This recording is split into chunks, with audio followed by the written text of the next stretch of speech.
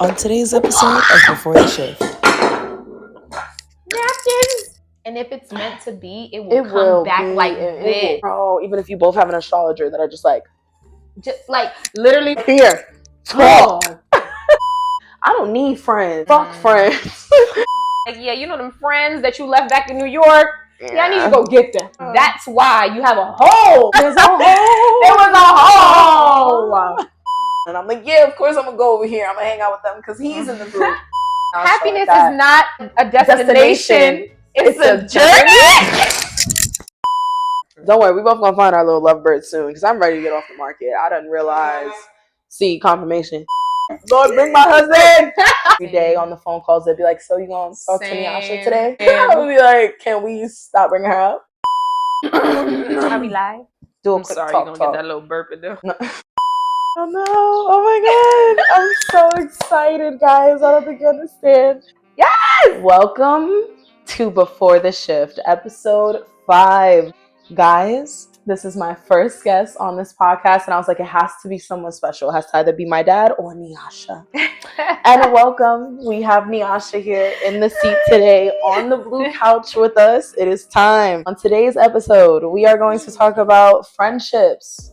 We are 12 years plus right now. 12 years plus friendship. Oh, we're getting up there. Going strong. We're getting old. We are getting old, guys. We are going to talk about dating. We are going to talk about relationships as a whole. We're going to talk about our upbringing.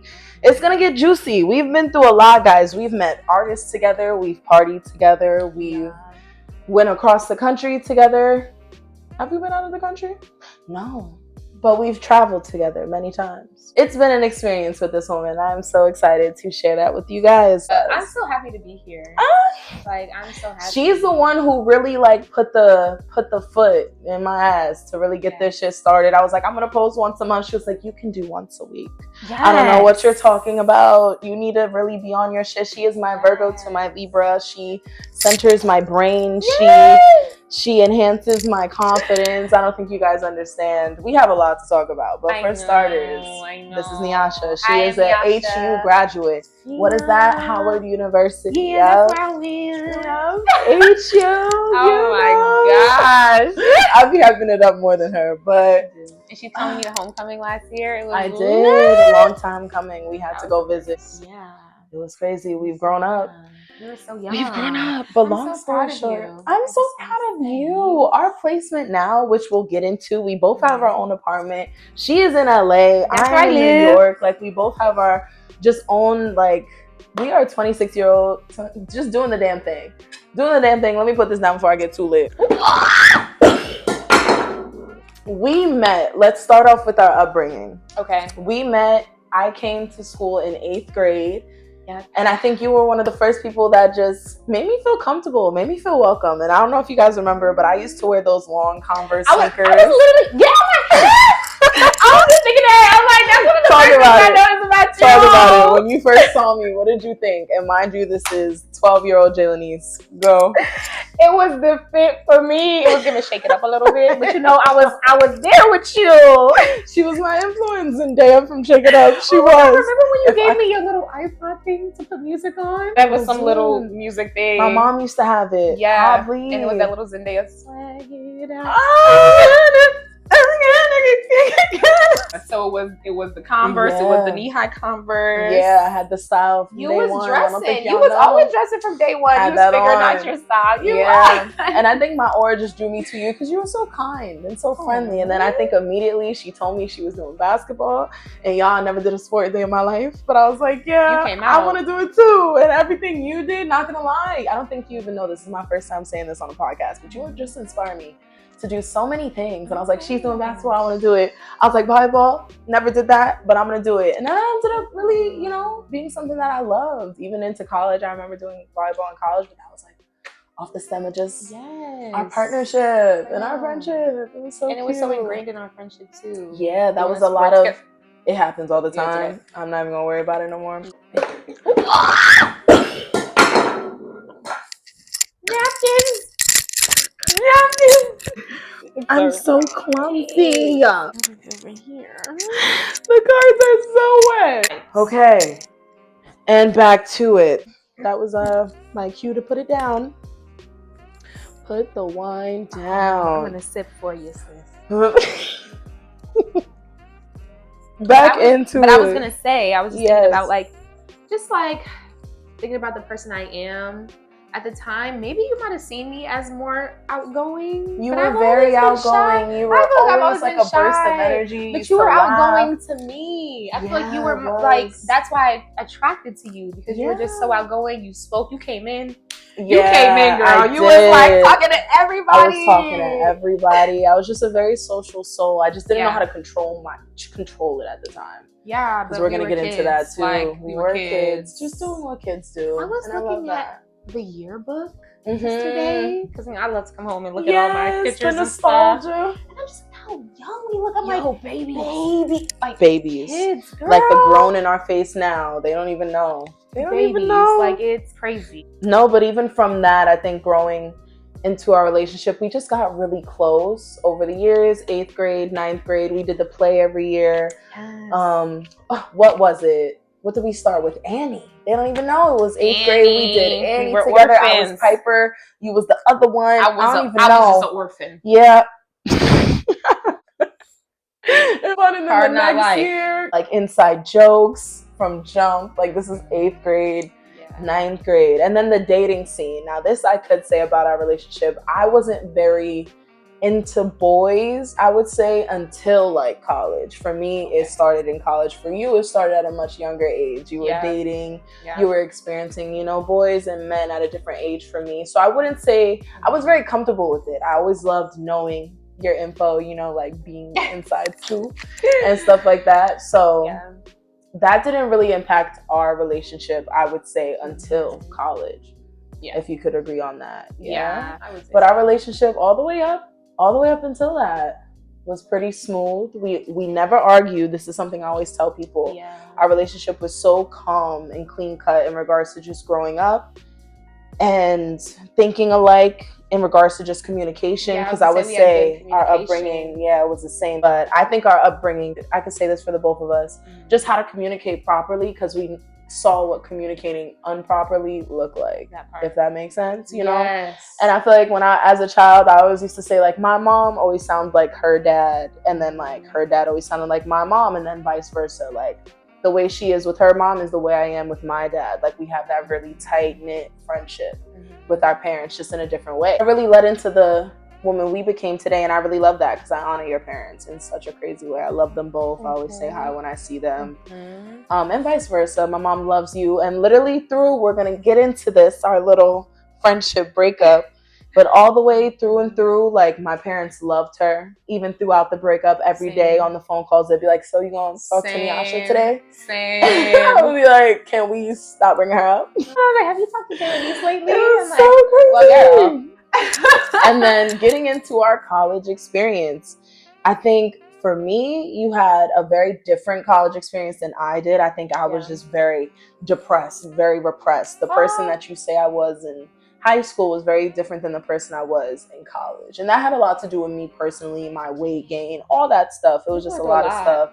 And then I just think I love living vicariously through you. I love visiting you in DC when we had those moments, but you did live a very different lifestyle. Yeah. And I just think in regards to dating, like I just loved seeing through you what to do, what not to do, what to take from these niggas, what not to take from these niggas. So do you have anything like to speak on in regards to your dating experience from high school to college, just maybe what you learned or just in general?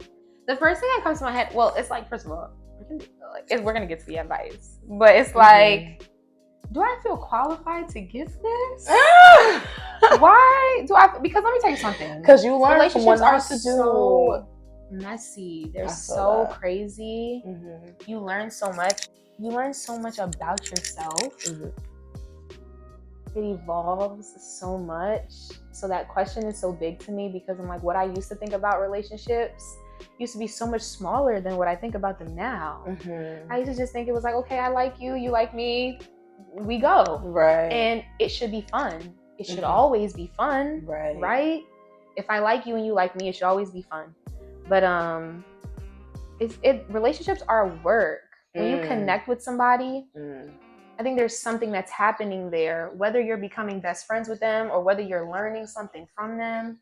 There's something that's happening there. And it's always for you. I think that is probably the biggest advice.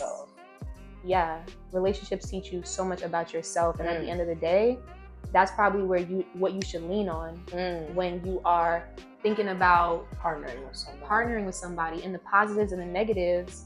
What is this teaching me? What is this giving me? What is this taking away? Like, it's so much that it teaches you about you and what you like and what you don't like, how you're going to navigate life and how you've been doing it, your traumas and stuff. It's so much to dissect and evaluate when you are dating somebody. In the beginning, it's fun. It should be fun. And it should be fun in the beginning. It should be fun.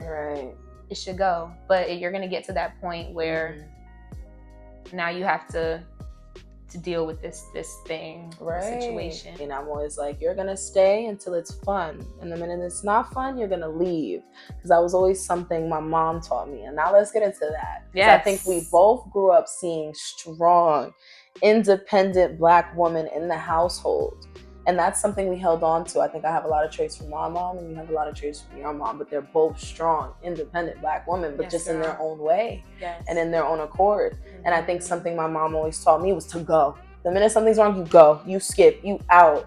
And something your mother taught you is to stay, is to hold on and to work it out. So I think finding that middle ground now that, especially since we're 26 years old, having these quarter life crises, which we'll get into all that stuff, it's just like we're finally seeing for ourselves that it does take a odd and even with both of our mindsets. It's like know when to stay and know when to go, you know? And I think we both learned that in our own accord. So I think it's so crazy to see that and for you to even say that. And I love that. I think it's beautiful that we learn from the things that we go through. Because that's the importance choose to dissect of it. Because it's like you have to get into these situations and relationships to understand more and to know. And so, yeah. And now let's get into our day-to-day. So I think all the way up until high school, where we had to get away from each other, we were super, I don't want to use the word codependent, but we were best friends. Every day together. I went to your crib. Your crib was just a home for me. Like, you never really went to my crib, but my mom always knew where I was at. Neasha.S house, you know? And then I think when we went to college, we still had that tight-knit bond. But I ended up dropping out a year in. I think things started to get mixy when I wasn't away, but you were still going away to college because I dropped out. So like that 2 years in, and then I got a really close bond with a lot of people from home. You know, I grew very tight knit with them. I just think on that codependency, I was used to just being around someone every day, sharing my energy with someone, having likenesses with somebody. So that's where I think that started off. Can you get into anything from your perspective while you were away, or where you think we shied off in our relationship in that point? Because we were close all the way up till I would say college, and then like 2 years in, just things got choppy over the summers. Well, I think we were learning ourselves. It was super learning ourselves. It was so much. So much. And I also want to say, I don't want to call our relationship codependency. Like, I don't think it was, because I feel like codependency is rooted in this like give and take of this thing. Like, this person is feeding me with this thing and I'm feeding them with this thing. So we are relying on each other. We were one. We were just one. We were really just one. Like, really enjoyed the same things. People saw us together. They was like, there's Jay, there's Neasha in every setting. Every setting. And we came with an energy. We did. And to every space we went. To us. Like, the way people be like, it was y'all. And I'd be like, yeah, I know. Yes. Yeah, I know. Yes. It was so crazy. And when I was away from you and I had to go make other friends and stuff, never felt it was never the same. It never felt the same. Because it never was. And it never was meant to be that. I was meant to learn different things from different people. Yes. So I thought that was so crazy. And all the way up until me being in LA, I'm always like nothing ever, no friendship has ever felt the same, will ever Right. feel the same. Right. You know? And I felt 100% so many places I went in situations I was in where I was just like, well, I just wish Jillian was here. Yeah. Honestly. Because it would just be that we would be the energy. Yeah. You know what I'm saying? You're trying to be this 100%. energy on your own, and it's like It's everybody not the else same. not really giving what your bestie giving yeah. in the space. Yeah. And or what we bring out of each other just in general. Exactly. It's different. Exactly. I feel that. I feel that 100%. So it was really sad. Mm. The friendship breakup was really fucking sad. I literally all the time. I cried all the time, but I couldn't even say your name. I could specifically remember the day I was on the way to a water hole, and we were all driving, and you were texting me. We were sending long texts to each other, and I just remember you replied, I replied. I can't even remember right now what it was about, like in detail, but then I remember you just didn't reply after the last one, and I just remember crying, and Olivia did not know why I was crying, so I just put my head in the towel. I'm like, I'm just like crying in the car, and I'm just like, ain't nobody ever had me cry in public. Until after that, I really learned to feel my emotions. Now I cry everywhere. Like now I cry. Let it out. Now I cry on the bus. I love it. I just cry. It's great. Everybody should cry. I'm letting them tears drop. Like, that was the first time, and I'm like, no way, this woman affected me like that. I know. But we really just were learning ourselves, trying to understand our relationships within one another, within the world, the way the world was attacking us, the way we were starting to experience men. I think me in college, I started to experience men. And I was just like, I'm not even going to worry about this. Like, why is you stressing me? And I'm just like, no, but I needed you in a way that nobody else could fill that void. Yeah.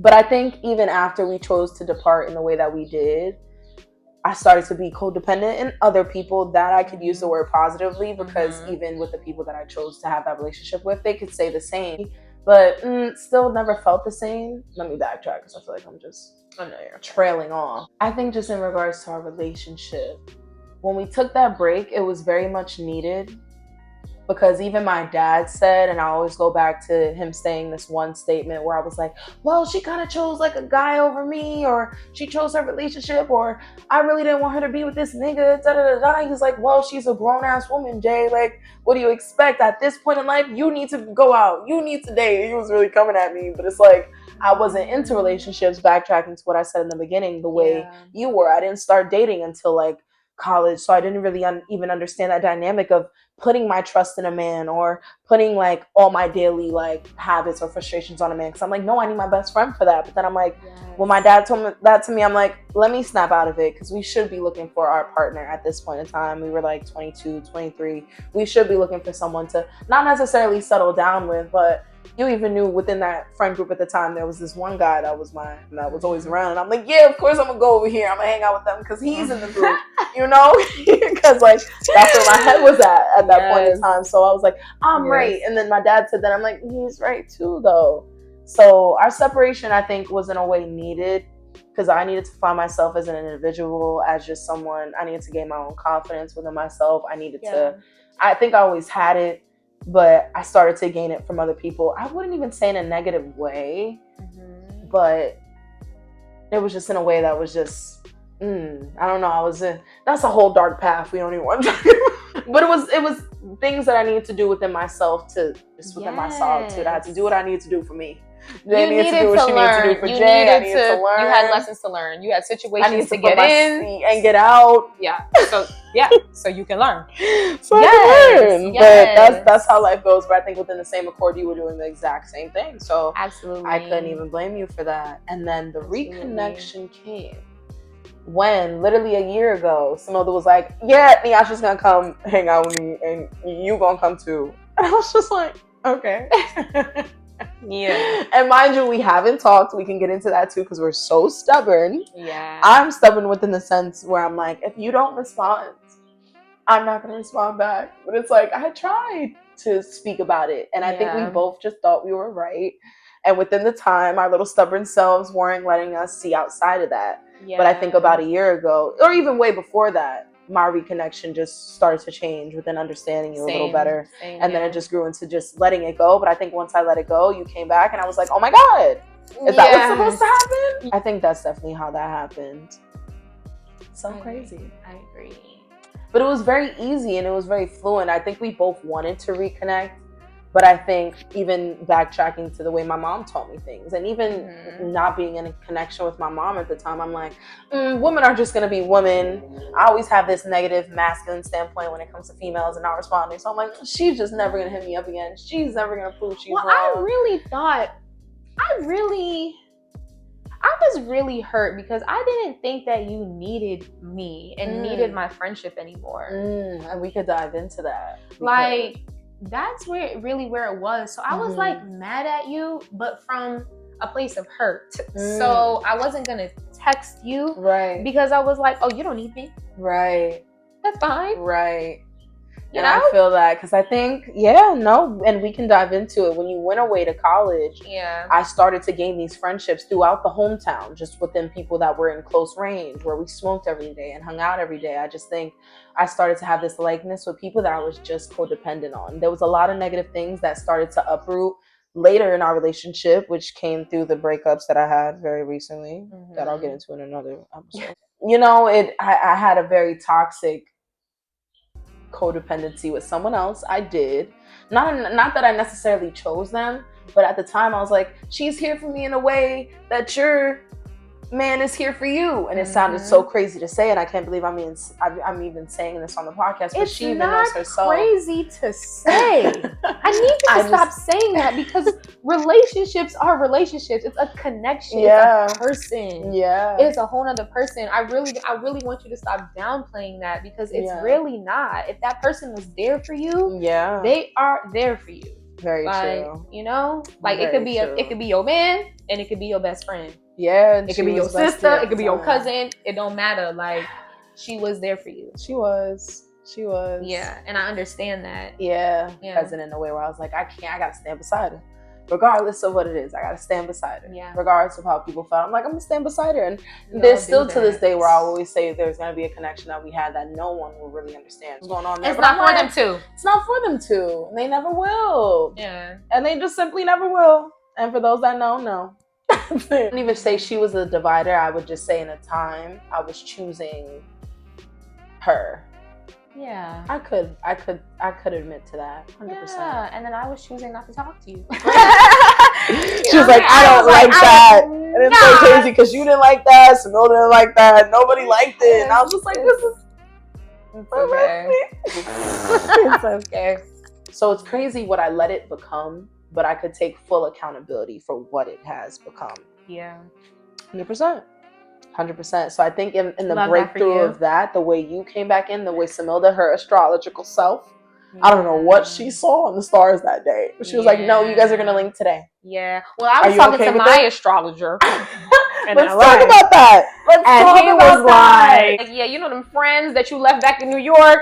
Yeah, I need you to go get them. I need you to go back and go get them. Because that's why you have a hole. There's a hole. There was a hole.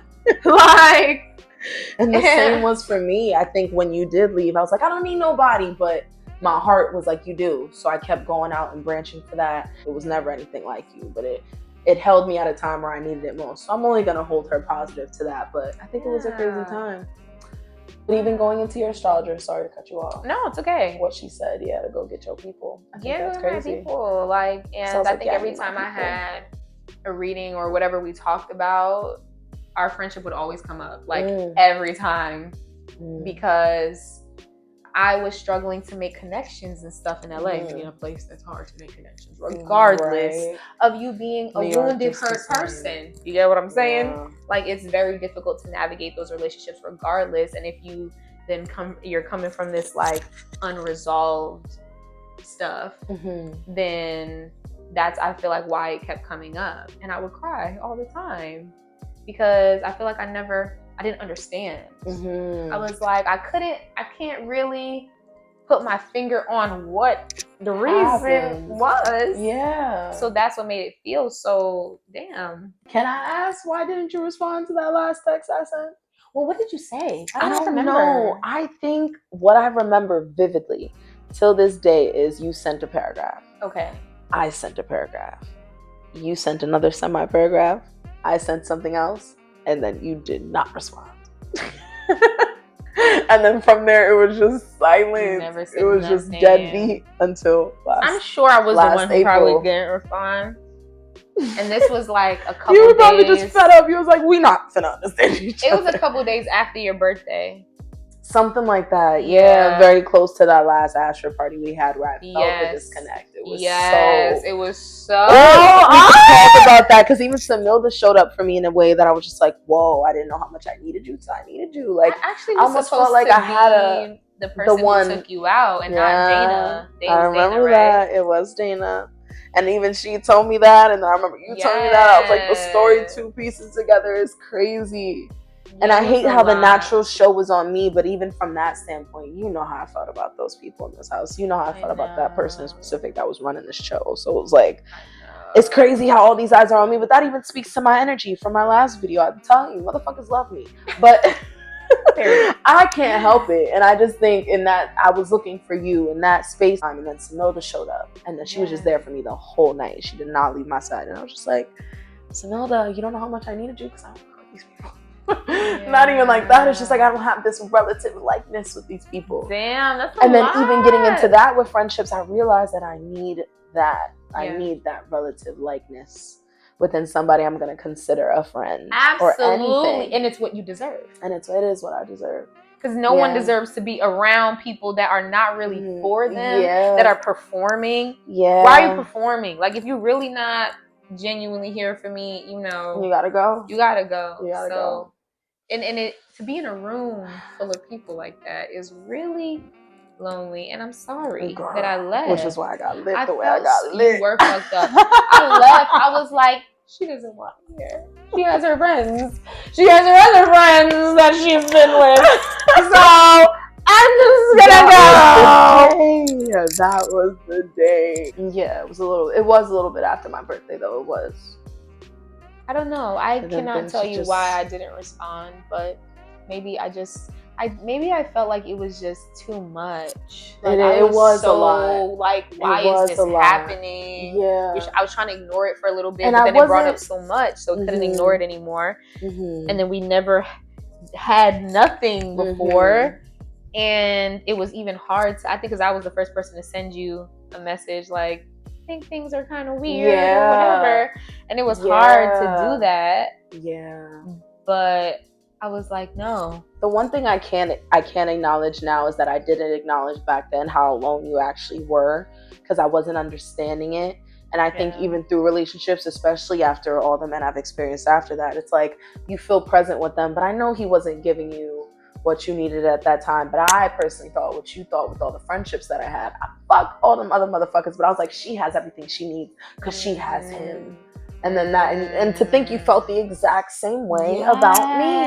And I was like, oh, my heart broke when I heard that after that because I'm like, damn. And that's why people need to talk. And that's why people need to communicate. That's why you need to communicate. Yeah. Because 9 times out of 10, that's usually what's happening. That's usually what's happening. There's just a miscommunication. I did not have everything I needed. And if anything, that's a big lesson for me today is that you can't put everything into your relationship. You do need your girls. You do need your best friend. You do need your family. You do. You lean on them for other things, girl. You lean on them for other things.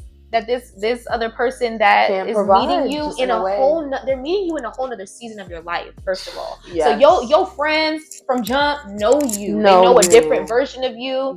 They've loved you through this whole thing. Through all the stages. This person is coming in to love you at this stage. And it's still a beautiful thing because it's this built version of yourself that you made yourself to be. And it's like, love all of this that I became. Okay? Amen. But at the same time, it's really a balance in these relationships. You need all of them. You need all of them. You need love from all of them.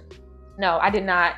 I was not. I did not have everything I need at all. And I really think I learned that through my friend Bree when she really just confided in our group chat and confided in me to still go out just because her boyfriend at the time was a homebody and she was always like, I need my girls. I need my girls. At that point, it clicked and I was like, I do need friends. Absolutely. Because even at the time, I was shutting everybody out. I think after losing you as a friend, after realizing I have indifferences with my old best friend, I was just like, I don't need friends. Fuck friends. I was really like, fuck friends. And I was on my solitude shit. Even in reference to my last video, I was like, I don't need this. I don't need people. Solitude. My mother was right. Like, I was just in a headspace. But then through those friendships, the ones I gained as a fuller person of myself. I even remember we have conversations now where she was like, you taught me so much about myself. I'm like, you taught me so much about myself. Did you even know that? And we would just sit down and have those conversations. But it was really in a standpoint where I was like, oh, no friends. I don't need them right now, to where I gained just those friendships that I'm really going to take to the grave with me. I love those women. But I'm like, that's why y'all got to meet. Because, oh my God. Absolutely. It's so insane. It's so insane. Just the levels we went through, and we've grown now. But the reconciliation, we are both so grown, so within ourselves. It's so insane. And I think when we first reconnected, again, Samilda with her astrologer self, I don't know what she did. I don't know what she spoke to the stars about and linked us up. But our conversation was just so fluent and free-flowing when we first relinked. It was right on this couch, too. I think we literally spoke from sunrise, literally till you had to go. It was like 10 p.m. Yeah. And we were just talking, catching up. I'd be falling asleep. Yeah, literally rolling, talking. But it was so natural and so fluent. And I really did love that for us. And I loved how fluent it was. Is there anything you could say in regards to just having a conversation that doesn't involve getting crazy? With you, it's different. I don't ever feel like I have to scream at you. I don't ever feel like we've even had, our brains are just so fluent. What do we used to call it? Twin telepathy? Yes. It was in like 8th grade. We used to be like twin telepathy. But like, I don't even know what I could say to that. Like, it must be just the compatibility that we have within communication, and I would love to bring it into my relationships one day with the men. But what can you say to that or give to just us communicating?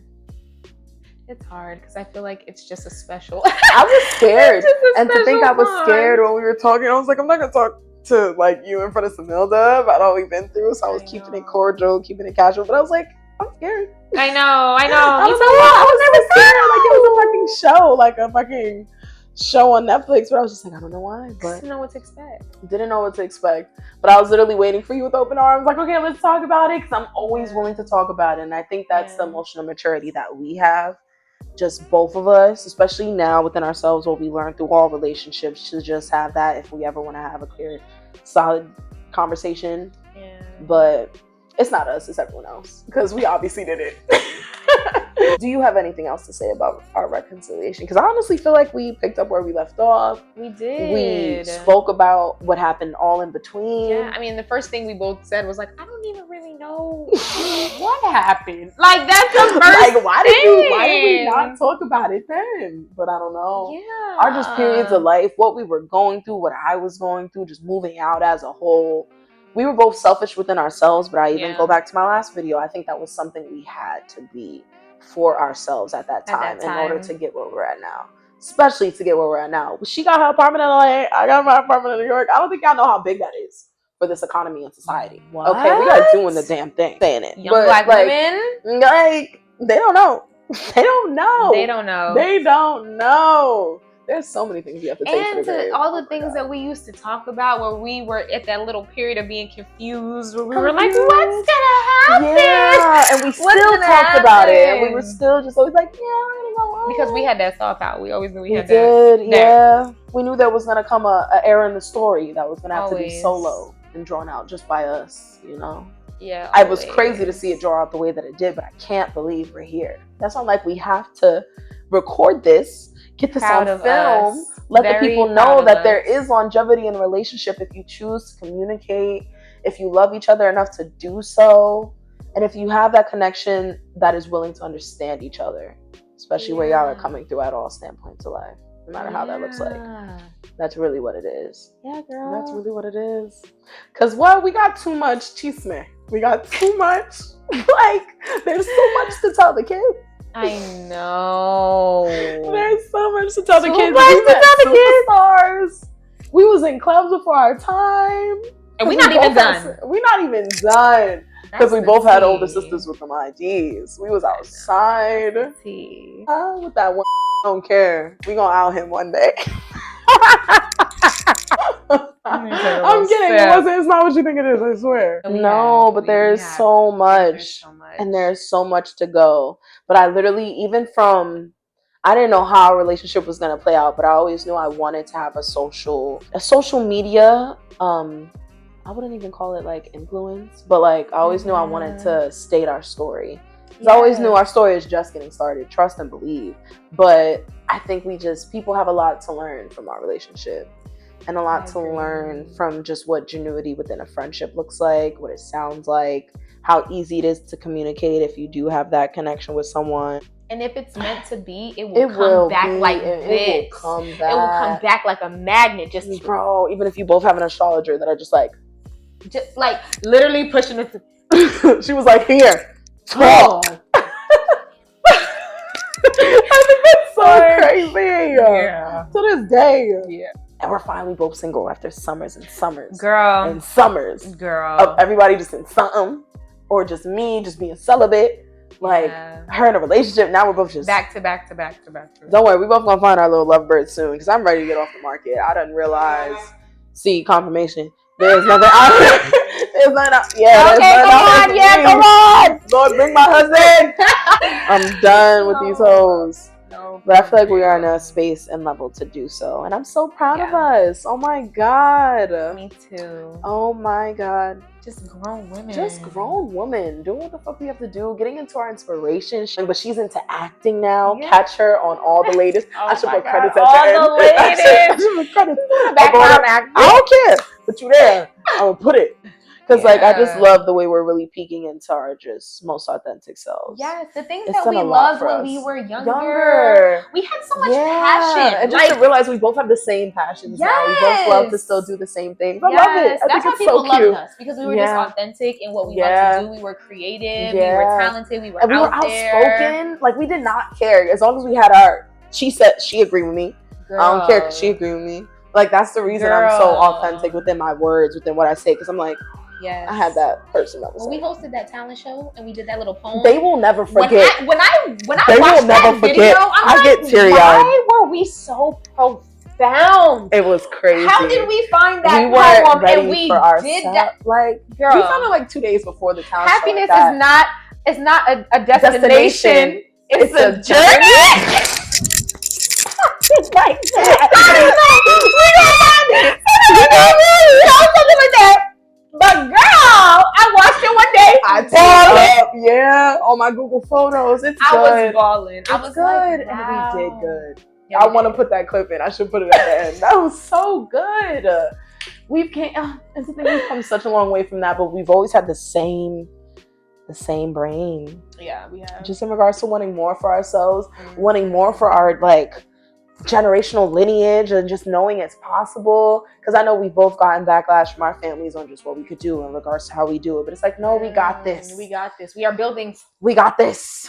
We're building it slowly but surely. And they'll never understand until they understand. And I think for both of us, that's just so happened to be within our journey. But we got a lot to show people. This is just the beginning. I don't think people understand. I'm so happy for you guys being here through this reconciliation. I've saw it from day one, even since I've seen that Shan Blue Jam video of her and her ex-best friend. Oh my God. When we meet her, if you see this Shannon Blue Jam, Shan, please just link us, get us on the other side of the couch. We gonna have something to talk about. We gonna find something to talk about. Bro, they don't know. They don't know. We could get into that side.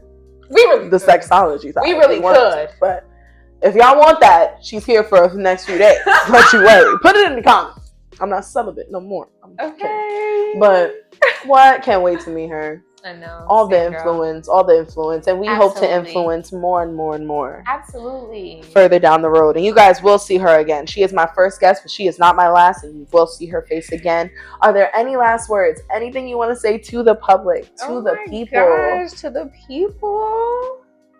I don't know. I want to talk to you. Yes.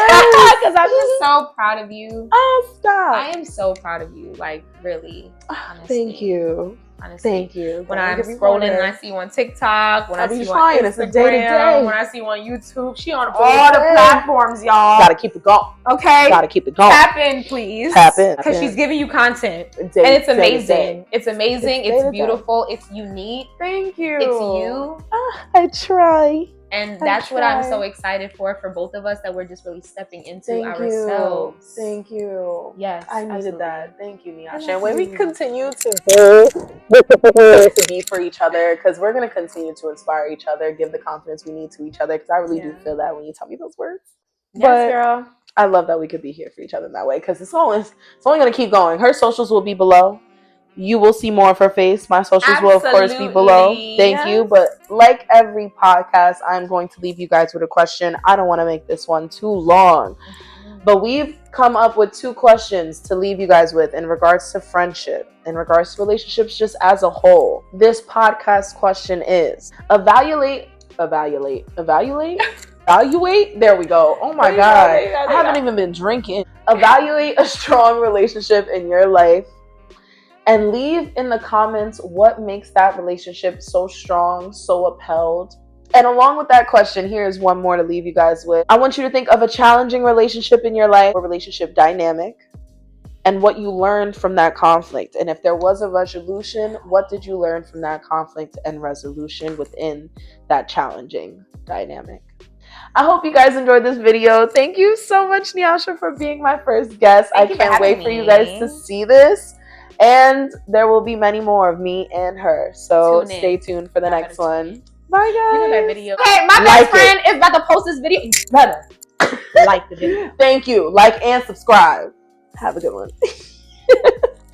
That was good.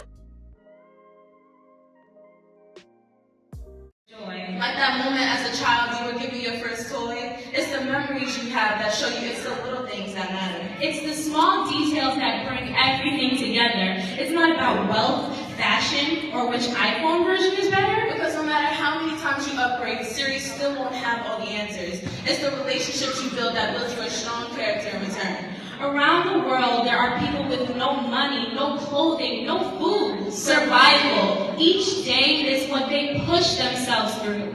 We have everything. They have little to almost nothing. But on a scale of defining happiness, we're the ones with something left to learn. That it's perspective. Happiness can be found in the darkest of times when one only remembers to turn on the light. Happiness is the sun that radiates rays of moments that light up the world. Happiness is when you look at your best friend and without saying one word, you both smile because it's as if the forces of telepathy have conjoined your thoughts into one. Happiness is getting a DM from your crush saying, I like you.